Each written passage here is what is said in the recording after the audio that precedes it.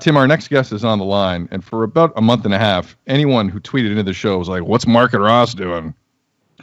Yes. What's Mark and Ross doing? When are they going to do something?"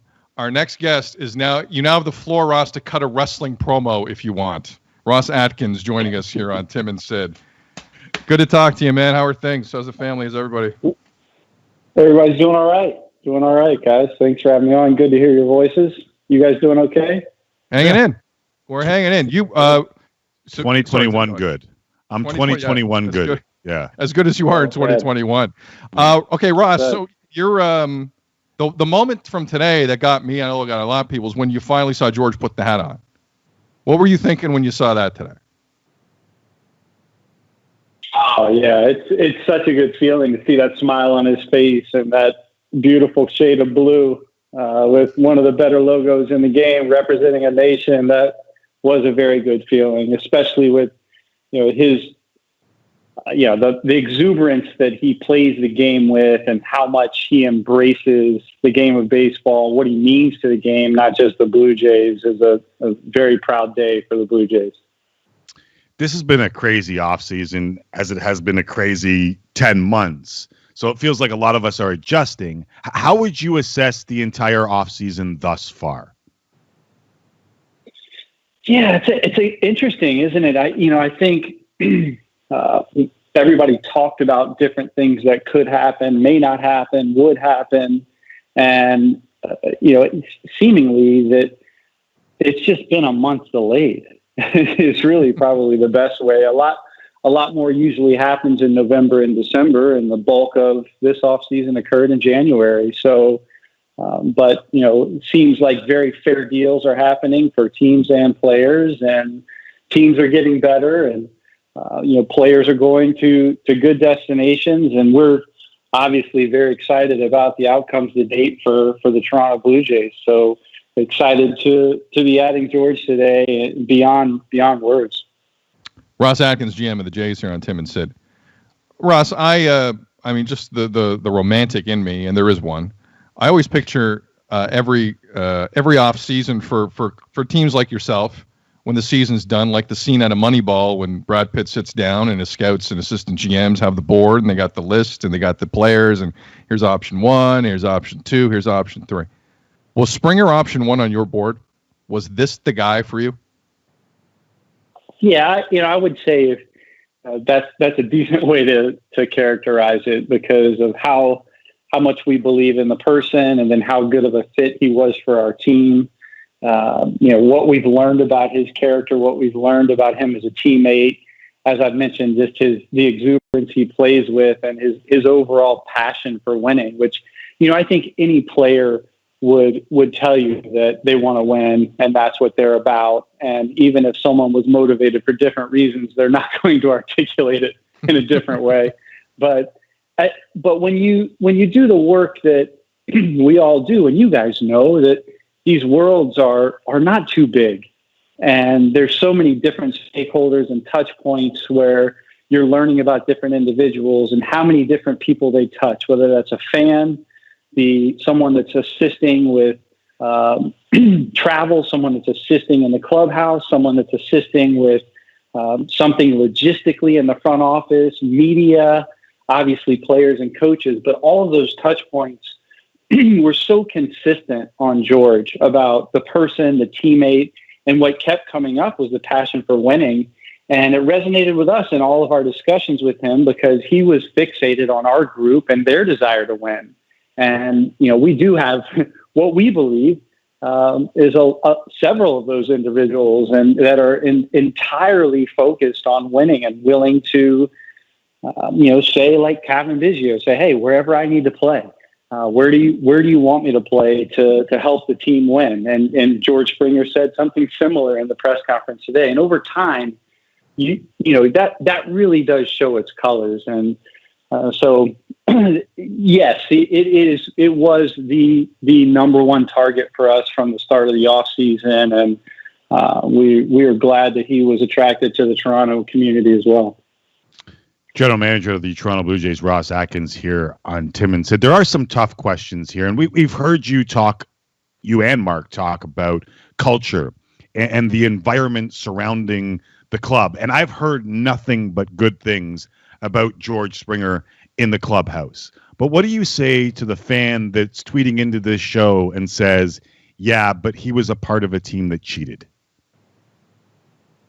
Yeah, I mean, all the things I just said, Tim, really, like the work that we've done to understand what motivates him, what drives him, what his character is about, and how much we believe in it.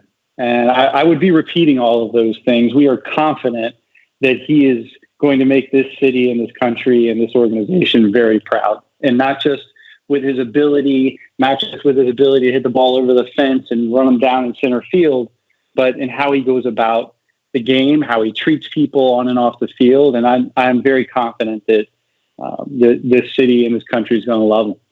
My only follow to that, Ross, and then I'll move on from it, is, heading into last season, most of us were expecting this tsunami of negativity when Houston hit the road. And then obviously last season played out the way it played out, and there were no fans, and there were barely any games. And we don't know what the fan situation is going to be like. Are you at all concerned? I think I know the answer to this, but I'll ask it anyway. Are you concerned when guys like George get back on the road in a packed Yankee Stadium with fans? Do you think people have long memories like that? Because that team never really got that type of punishment in any way, shape, or form. Do you see it coming, or do you think it's died down? Well, I would say, Sid, you know as well as I do. The answer is we don't know. Right. I don't have more insight into that than you do. What I can say is that I may have more insight into how players feel about it, how coaches feel about it. And, I think it's obviously a controversy that was unfortunate for the game. And it's one that the stakeholders, players, coaches, staff are coming to grips with. And, George has handled himself so exceptionally well throughout that process that, we don't see that as a Toronto Blue Jays issue. And to the answer to your question about the fan reaction is I really don't know. Okay, fair enough. Ross Atkins here on Tim and Sid. We played a clip on the radio side of things before the show started of the president of the team, Mark Shapiro, saying that most of the heavy lifting is done. Would you agree with that statement? Well, I think what we've done is accomplish some goals that aren't something you do overnight, and they take time, and there's a lot of heavy lifting that goes into them. Doesn't mean that we're done. It doesn't mean that we don't rest thinking about how can we improve the team. There's several ways to do that, and many ways to do that, but it would be hard at this point to pull off multiple deals of that magnitude with the time remaining. So we'll see. We never stop thinking about it. We always will think about how we can improve the team. And I just hung up with a group of individuals thinking about just that to get on this call. But you would acknowledge, Ross, here we're, 3 weeks out, 4 weeks out of what we hope is pitchers and catchers reporting. You would acknowledge there are some bargains to be had here potentially, right? There's still some guys out here. Yeah, there's good players that are available for sure. There's definitely different opportunities that we will have. We have ways to acquire players via trade, via free agency that we will seriously consider. And at some point, you have to also factor in the progress and development of the talent that you do have as well. So part of team building and culture is patience, and there are a lot of players that we want to make sure have good, solid opportunities to continue to grow. We believe wholeheartedly in that. Ross Atkins here on Tim and Sid. Sorry, Timmy, go ahead. No, I was going to say the buzzword before the off-season started was run prevention. Are you happy with your improvement on run prevention? Yeah, I do feel like, just adding George Springer alone, moving other outfielders to corners, adding that depth in our outfield, adding that speed to our outfield, the pitching additions that we've made. There's another potential deal that is pending a physical that I won't comment on specifically. But right. There's do feel like we've made progress in that area. One of the areas I'm most excited about is in talking to Bo and learning about things that he's worked on this offseason and how committed he is to getting better every day, and how committed each of our individuals, the shape that Vlad Guerrero's in today and how focused he is on just being a better overall athlete. There's more than one way to prevent more runs, and usually starts with pitching, and we feel good about the pitching additions that we made, and we'll continue to think about how we can improve in that area as well. Ross Atkins obviously cannot yet comment on the acquisition of Marcus Limian. We'll see down the line if he decides, if the timing is right. I don't want to press Ross too much on any potential signing there. Ross, I'll ask you a question that I asked George, and he said I should really ask you. Did you pay this money for regular season George Springer or for October George Springer? Because October George Springer has more home runs than Reggie Jackson. October George Springer is unbelievable. How much of an eye towards that month did you have when you were talking to this young man?